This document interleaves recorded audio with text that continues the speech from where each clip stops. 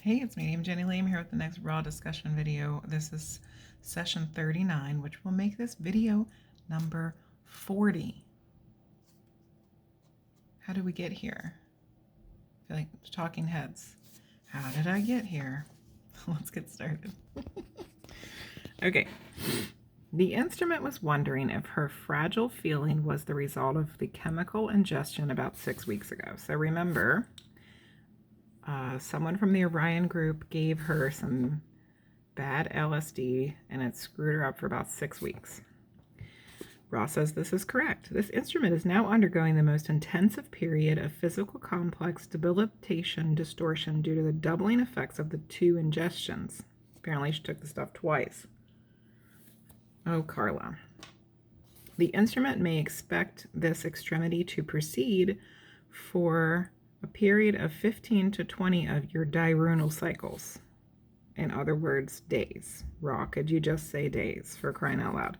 The weakness distortions will then begin to lift, not as rapidly as we first thought due to this instrument's ongoing weakness distortion. Poor Carla, she just always got some physical stuff going on. This instrument is very fortunate in having a support group which impress upon it the caution necessary as regards to these sessions at this time. This instrument is capable of almost instantaneously clearing the mental emotional complex and the spirit complex for the purity this working requires, but the instrument's distortion toward fidelity to service does not function to its best use of judgment regarding the weakness distortions of the physical complex. I actually just was talking about this yesterday, how Carla is super strong when it comes to mental, to the mind and the spirit, but her body is just a mess. Thus, we appreciate your assistance at the space-time such as that in your most recent decision-making not to have a working. This was the appropriate decision. The guidance given this information was helpful. So she's got Dawn and she's got Jim, and they're always looking out for her. Is there anything that the instrument can do in addition to help her condition to get faster? I know that she hasn't been able to exercise because she has a foot problem. As we've implied, the negative entities are moving all stops out to undermine this instrument at this time. This is the cause of the aforementioned problem with the pedal digit. It is fortunate that this instrument shall be greatly involved in the worship of the one infinite creator through the vibratory complexes of sacred song during this period. The more active physical existence, both in the movements of exercise and in the sexual sense, are helpful. However, the requirements of this instrument's distortion towards what you call ethics have an effect upon this latter activity. Okay.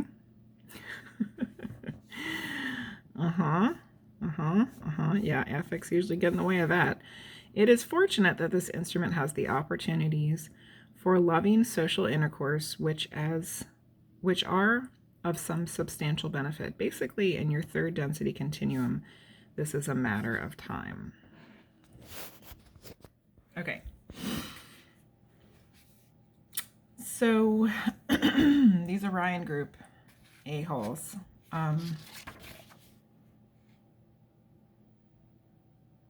I think I'm getting some personal experience with them because I too am channeling, not Ra, although I have talked to Ra. I'm channeling the Divine Mother, which if you haven't seen Witching Hours episode 11 or been with us live on Twitch, or there's another time, high density entity Twitch highlight is also the Divine Mother that came through for my friend Charity, who's Charity Janice on YouTube. You should go check her out if you have not. I'll put those links in the description. I felt like I was personally being attacked this week. Actually, the last few weeks by the Orion. Try not to use bad words here. Entities. And they'll go And what Ross says here is the negative entities are moving all stops out to undermine this instrument at this time. You know, which for Carla was they gave her bad LSD that made her energy low for a month and a half. And then they're saying that they messed her foot up. Like, what the hell? And it's because she's channeling Ra. Because Carla and Don and Jim are trying to get out this information that is going to put out information about them that they don't want people to know. And Charity and I were just talking about this week, and I think one of the biggest things, and I know as I'm getting ready to say it out loud, that they're listening, right? And I sound like a completely crazy person. But if you've been watching these videos, you're on the crazy train with me. So just grab your ticket and choo-choo, let's go. Because here we go. I think that the biggest thing they're pissed off about, and the thing that they don't want people to know, is that they're the ones that screwed up Christianity by screwing up Yahweh. Because remember, Yahweh was a positive entity who was trying to come to humans and do some good. And the Orion group came in and interfered and screwed everything up. And ever since then, everything's been really messed up. And that's how the Orion group got their foothold in humanity. And, you know, that's like, we're talking probably, I mean, I don't know when the Nakam were doing their thing. Was that pre-Jesus or after Jesus? I'm not sure. But let's just say roughly around 2,000 years. The earth has, the humans have been completely messed up. And it's because of the distortions that they put in what became one of the world's biggest religions. Which is still a huge issue. And I'm not trying to say anything bad about Christians or Christianity. Well, I am saying bad stuff about Christianity, let's just be honest. But what it started as with Jesus was good stuff. And then, well, I guess Yahweh would have been before Jesus. That was a lot of time before Jesus. So, let's say 2,500 years. And then Jesus comes along and gives everybody all these really great instructions, directions, and messages. And I would say the majority of people don't follow them, even though they think they follow them. And it's because of these effing Orion group jerks. They really messed everything up. And they don't want people to know that they messed it up. Because if people start to see through the veil of their BS and they start making different choices, they start losing their foothold on humanity. And they definitely don't want that. But they can't keep their stuff together anyway, so they just have to realize that they're just going to fail always and forever. You're welcome. Okay, let's keep reading. All right. Next question from Don. From your reading of the instrument's condition, can you approximate how often and the lengths of working that we could plan in our future workings?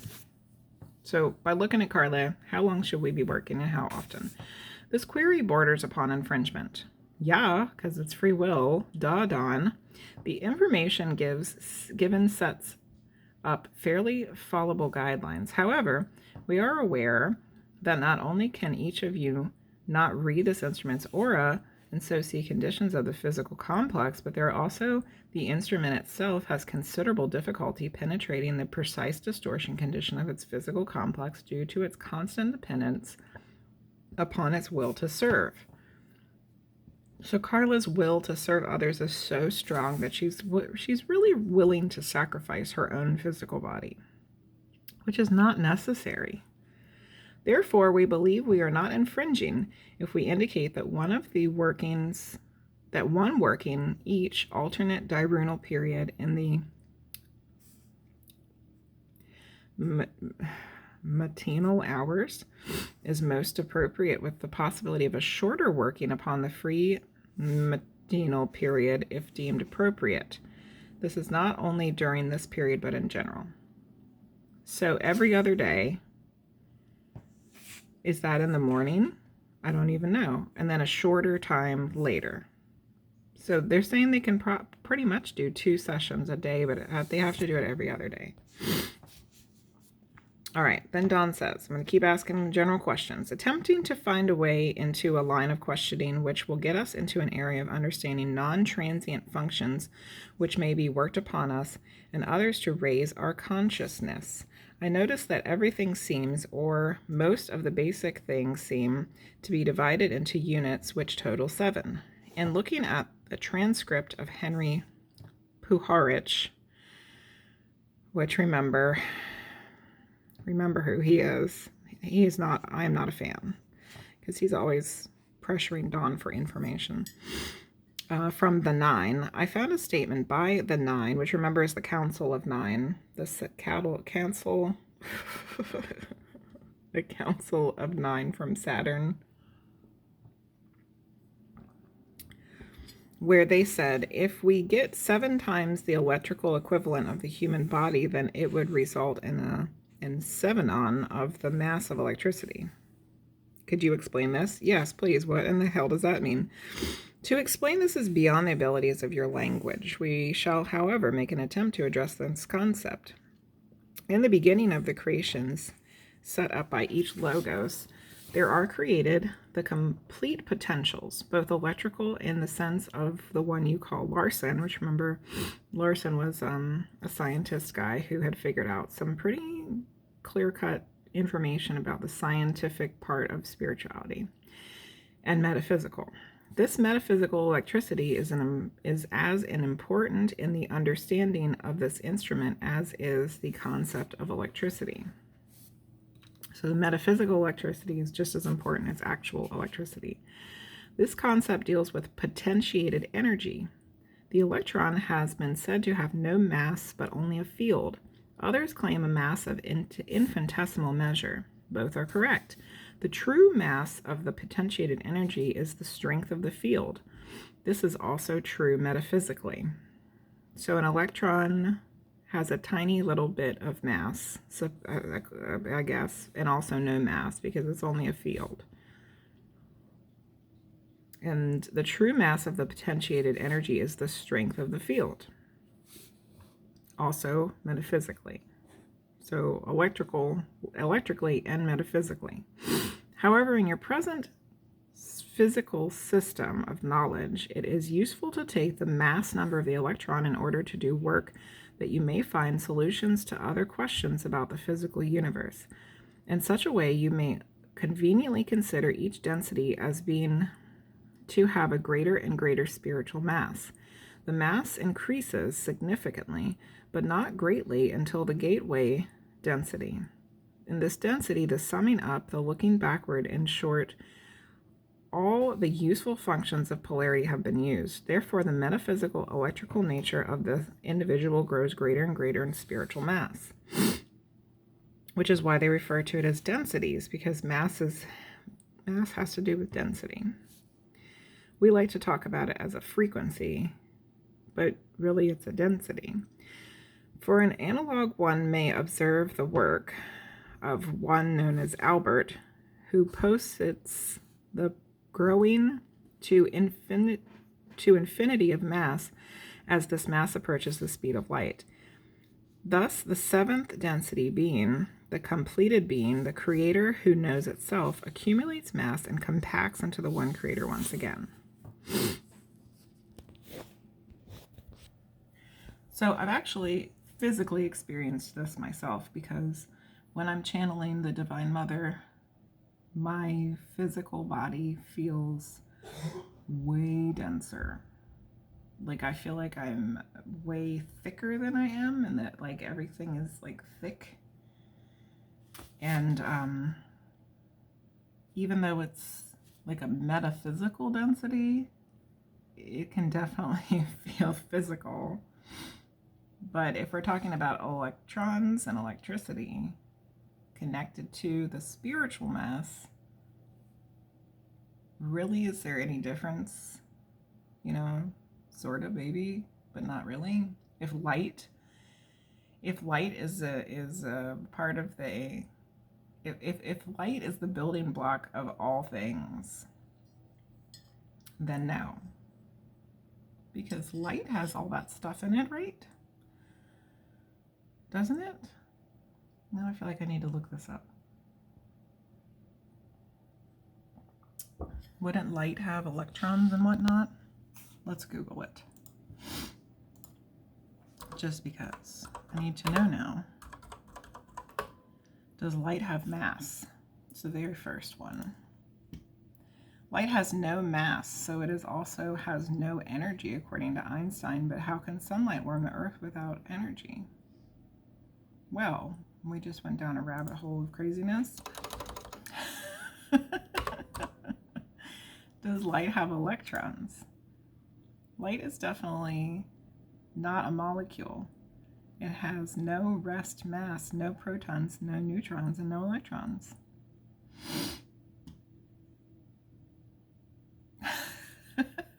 Which I guess that's why it can travel so fast, right? If it doesn't have all that stuff. Okay, now I'm real confused. I made myself more confused than I already was. Okay. Light is an electromagnetic wave. It has no mass, no matter, and no mass. But it builds the things that make the mass. Anyway, let's just keep reading here. Okay. So, okay, and then, yeah, and it was talking about then the mass increases until it reaches the gateway of going back into the creator density. All right, Dawn's next question. Would MI refer to spiritual mass, I'm assuming, if this is correct? So here's an equation. Is this one of Einstein's? Because he does talk about Albert, which we know it's got to be Einstein, right? So this equation, MI equals MOC2 over 1 minus V2 slash C2. So you know, this is... I'm not a math teacher. Okay, this is correct. So in this equation, MI is spiritual mass. How exciting. Can you interpret a transmission from the 9 where they say CH is a principle, which is the revealing principle of knowledge and law? Can you tell me what that principle is? I don't know what CH is either. The principle is so veiled in that statement. The principle so veiled in that statement is but the simple principle of the constant or the creator and the transient or the incarnate being and the yearning existing between the two, one for the other, in love and light, amidst distortions of free will acting upon the illusion-bound entity. So let's look at that again. It's the principle of the constant creator and the incarnate being. The yearning between the two for one another, in light and love, amidst the distortions of the free will of this illusionary physicalness that we live in. What was the reason for this, the first distortion? Incorrect. Can you tell me why they have the principle in such a veiled form then? The scribe is most interested in puzzles and equations. I see. The 9 describe themselves as the 9 principles of God. Can you tell me what they mean by that? So the 9 are usually referred to as principles rather than principles. But since Ra refers to them as a witness, we have chosen the spelling to match. Okay. This is also a veiled statement. The attempt is made to indicate the 9 who sit upon the council are those representing the creator and one creator, just as they may be 9 witnesses in a courtroom testifying for one defendant. The term principle has this meaning also. The desire of the scribe may be seen in much of this material to have affected the manner of its presentation, just as the abilities and preferences of this group determine the nature of this contact. The difference lies in the fact that we are as we are. Thus, we may either speak as we will or not speak at all. This demands a very tuned group. So the person who was writing the information down for Henry Puharich, which I don't know who that was, if it was him or somebody else, from the Council of 9, liked puzzles and equations. And the scribe, in much of this material, affected the manner of its presentation, just as Don and Jim's and Carla's interpretation of Ra is also affected by their manner of presentation, which I feel like Don and Jim and Carla tried to do the presentation of this with as little, well, not necessarily, because you got to remember, we're reading the re-listening version of this, and when they published their first books of this, they took out a lot of stuff because they didn't want to share Carla's personal stuff in here. So they also distorted the presentation of the information, just as it clearly Henry Puharich did with the Council of 9 information. And I was just talking about this yesterday, how I'm like worried about when I channel the Divine Mother that my own distortions will get in the way of what the messages are. And I guess that's just the way it is. You're not getting the information directly from the source. You're getting it through an instrument. And in their cases, someone's writing it all down. In my case, it's being recorded live. But then it has to be filtered through all the people that watch it, and in this case, read it.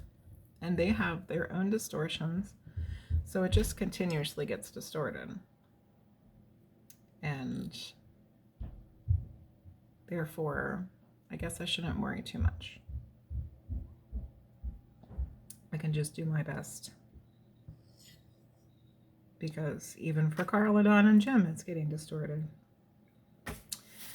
Okay. Especially with the numbers, remember. Ra's not very good with numbers. Don says, I sense that there is a fruitful ground for investigation of our development in tracing the evolution of the bodily energy centers, because these 7 centers seem to be linked with all the sevens that I spoke of previously, and be central to their own development. So there is a lot of 7s everywhere, that's for sure. The 7 energy centers, the 7 densities. Could you describe the process of evolution of these bodily energy centers, starting with the most primitive form of life to have them? The material has been previously covered to some extent, and then here's the session, 16, 27, 32. But they're not even really sure what sessions Ra was talking about, but those are some of the places that they mentioned. Therefore, we shall not repeat information upon which rays dwell in first and second density, and the wherefores of this, but rather attempt to enlarge upon the information. The basic pivotal points of each level of development, each density upon second, may be seen as the following. Firstly, the basic energy of the so-called red ray. The red may be understood to be the basic strengthening ray of each density. It shall never be what? It shall never be condescended to a less important or productive of spiritual evolution, for it is the foundation ray. So red root, foundation. The next foundation is yellow, which I think they mean orange here, which I am surprised that they didn't fix that. Somebody didn't catch this. The next one is orange, the sacral. This is this great stepping stone ray. And this ray is the mind-body potentiates to its fullest balance. The strong red, orange, yellow triad springboards to the entity in the central ray of the green. Well, maybe they did mean yellow, but they skipped over orange. I don't know. This is again a basic ray, but not a primary ray. Talking about the yellow. Okay, right? Not. The strong red, orange, yellow triad springboards the entity in the center into the center ray of the green. This is again a basic ray, but not a primary ray. Yeah, it's got to be talking about yellow there. This is the resource for spiritual work. When green ray has been activated, we find the third primary ray being able to begin potentiation, which is the solar plexus, which is yellow. So that's why the things here are confused, but nobody fixed it. So I don't know. Okay. This is the first true spiritual ray in that all transfers are of an integrated mind-body spirit nature. The blue ray seats the learning teachings of the spirit in each density within the mind-body spirit, or the mind-body complex, animating the whole, communicating to others this entirety of beingness. So, blue's the throat chakra. So green is your heart, activates the yellow solar plexus. Blue is how we share, because it's our throat chakra. The indigo ray, though precious, is that ray worked upon only by the adept, as you would call it. It is the gateway to intelligent infinity, bringing intelligent energy through. This is the energy center worked upon in those teachings considered inner, hidden, occult. And this ray is that which is infinite in its possibilities. As you are aware, those who heal, teach, and work for the Creator in any way, which may be seen to be both radiant and balanced, are those entities which are indigo ray. I wrote yay here. I don't know what I was very excited about. Indigo ray is your third eye. So it literally is the gateway to bring in intelligent energy from intelligent infinity. The inner, the hidden, the occult has infinite possibilities. People who heal and teach and work for the Creator are radiant and balanced in indigo ray. Good to know. And then the violet ray is constant and does not figure into the discussion of the functions of ray activation, in that it is the mark, the register, the identity, the true vibration of an entity. So it's like in some ways, like their aura, sort of. Something else there was something else about that too. There's like two parts of it. But the crown chakra ray shows all your distortions, all your balances of all the other ones. All right, Dawn asks, in order to clarify a little bit, if we have a highly polarized entity polarized towards service to others and a highly polarized entity polarized towards service to self, what would, taking each ray starting with red, would be a difference in the red ray for these two entities? There is no difference in the equally strong polarized positive and negative entities as regards to red, because that's the foundation. Is this also true in other rays? The negative ray pattern is the orange, red, yellow moving directly to blue. This being only used in order to contact intelligent infinity. The positively oriented entities, the configuration is even, crystallinely clear, and of the 7-ray description.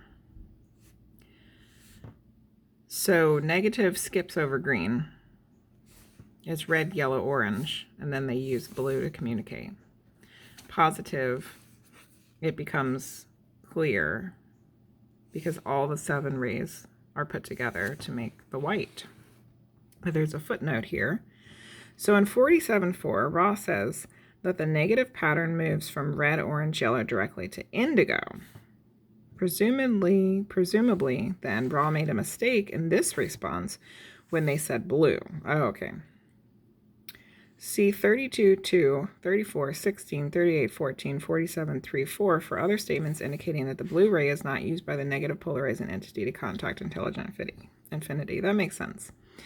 Though interpretation in a certain light, 48, 10, 75, 23, and 85, 11, good God Almighty, we haven't gotten anywhere near those, may indicate the presence of the blue ray in the negative entity's contact with intelligent infinity. Yeah. In order to contact intelligent infinity, that would be indigo, because that's the third eye. But I would think that they would have to also use the blue ray because they're also communicating their awful crap with everybody else. Right? Yes? Okay. So I think that Ra mistakenly said blue in that specific place. But because indigo is the one that contacts intelligent infinity, not blue. But I think that the negative also would have to use blue because it's communicating the teach learning. Okay, this was kind of a weird session. It was kind of like going back to some things that were talked about before. There's been a lot of talk about chakras. So let's review this session. So finding out that Carly has been compromised again by the Orion group, and we talked about what was going on with that. And then Dawn asked about the Council of Nine, spiritual mass,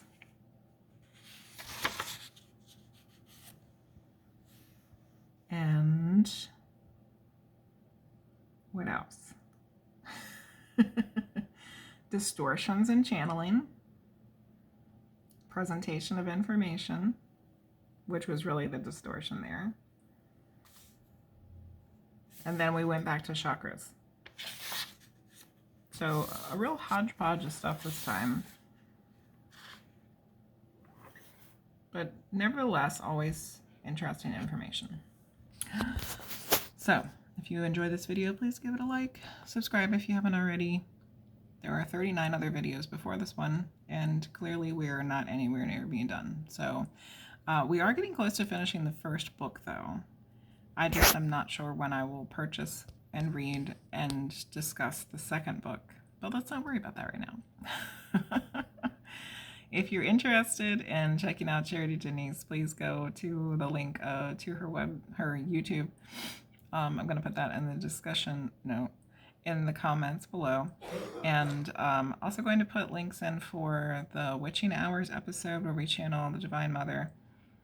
Unfortunately, I did a channeling stream of the Divine Mother that was just doing that, and there was a lot of problems with audio, so it's not really salvageable, but we'll be doing more of those as time goes on. And I'll put in the high density entity Twitch highlight that also channels the Divine Mother if you're interested in checking that out, because it's similar to Ra, but a completely different energy, a completely different entity,